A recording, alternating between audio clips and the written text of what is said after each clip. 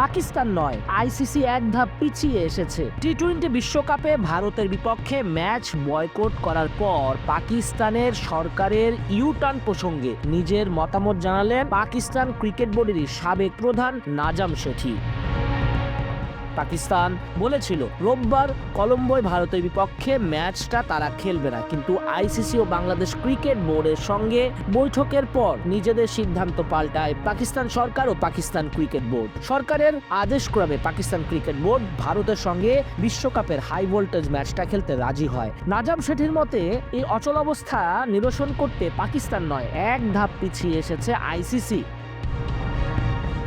India টুডেকে দেয়া এক ইন্টারভিউতে নাজাম শেঠি বলেন, আইসিসি এক ধাপ পিছিয়ে এসেছে। আমার মনে হয় আইসিসি একটু নমনীয় হয়েছে এবং বাংলাদেশকে কিছুটা সুযোগ দেওয়ার সিদ্ধান্ত নিয়েছে। এটি পাকিস্তানের একটা অত্যন্ত দারুণ সিদ্ধান্ত ছিল। সব দিক বিবেচনা করে দেখেছে। তারা জানতো যে ভারত ম্যাচ বর্জন করলে নিষেধাজ্ঞা আসার সম্ভাবনা নেই।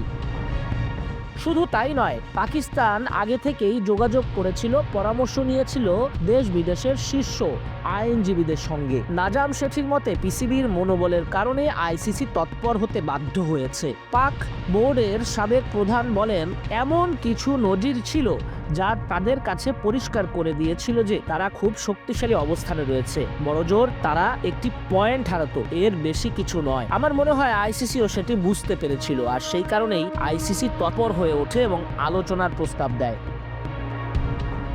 আইসিসির ডেপুটি চেয়ারম্যান ইমরান খোয়াজাও এই আলোচনায় ভূয়সী পদক্ষেপ নেন। শুধু তাই না, বাংলাদেশের থেকেও দারুণ পদক্ষেপ ছিল।